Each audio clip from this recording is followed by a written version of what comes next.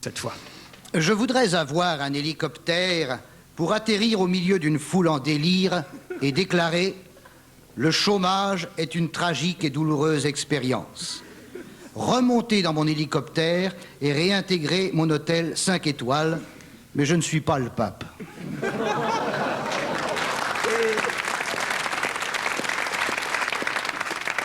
Alors on me dit, bon, bah, c'est facile de critiquer, mais que voulez-vous qu'il fasse contre le chômage, le pape, hein?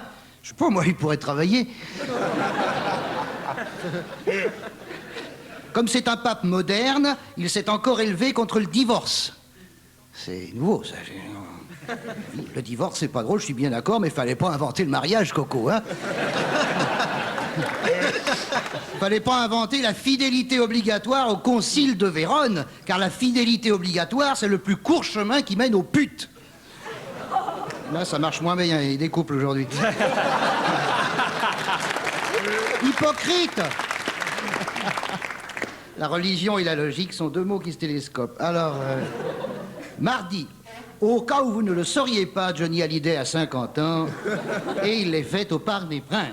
Charles Trenet a fêté ses 80 ans à la Bastille, c'est bien, et Sheila s'apprête à fêter ses 48 ans dans la cabine téléphonique du Zénith.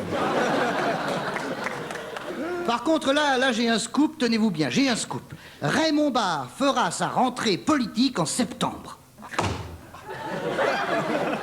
Et sa sortie en octobre. Il aurait bien fait sa rentrée en juillet, mais il n'a pas trouvé de Bermuda qui taille du 95.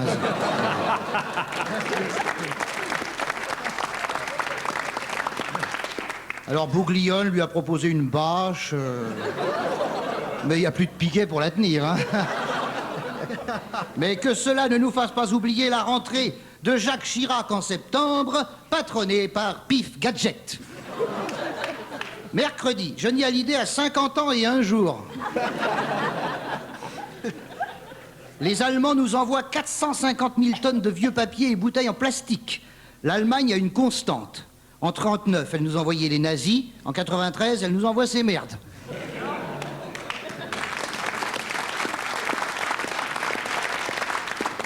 C'est que là-bas, on pratique tous azimuts l'écologie qui consiste à envoyer ces saloperies extramuros. Alors, bon, par exemple, vous débarquez chez votre voisin en disant « Bonjour, nous sommes tous verts dans la famille, ma femme et moi et les enfants et le chien. Nos toilettes sont clean et aseptisées, alors nous venons chier sur votre moquette. »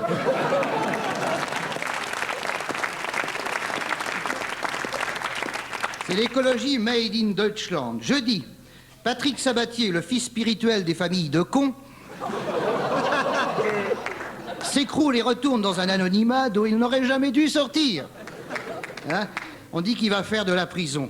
Et que dans la prison où il doit être incarcéré, tous les prisonniers ont une raison supplémentaire de s'évader.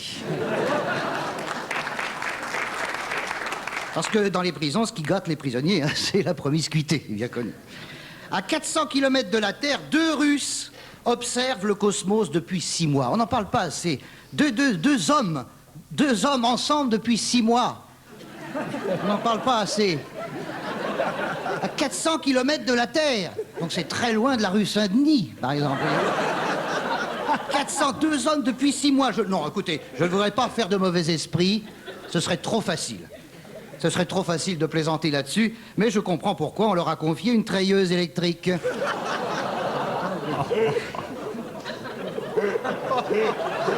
Et ça le fait rire. Prenez votre temps. Ils sont pas 4. Vendredi. Ah, il m'en faut peu. Fouille-merde.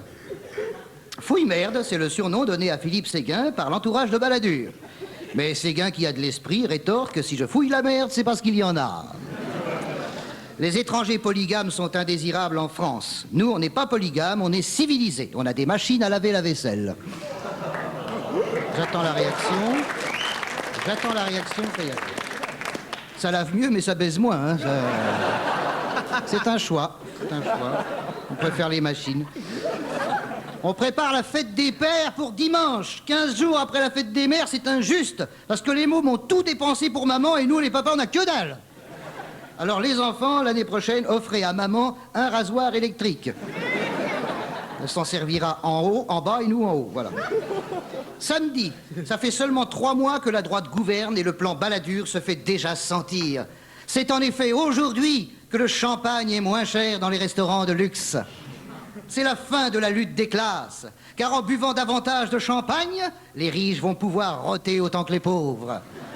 C'est une mesure qui précède la diminution du prix du cassoulet. Et alors là... riches et pauvres, main dans la main, chanteront à la fin des repas. C'est la lutte finale, bouffons tous, et demain, l'internationale pètera dans tous les coins.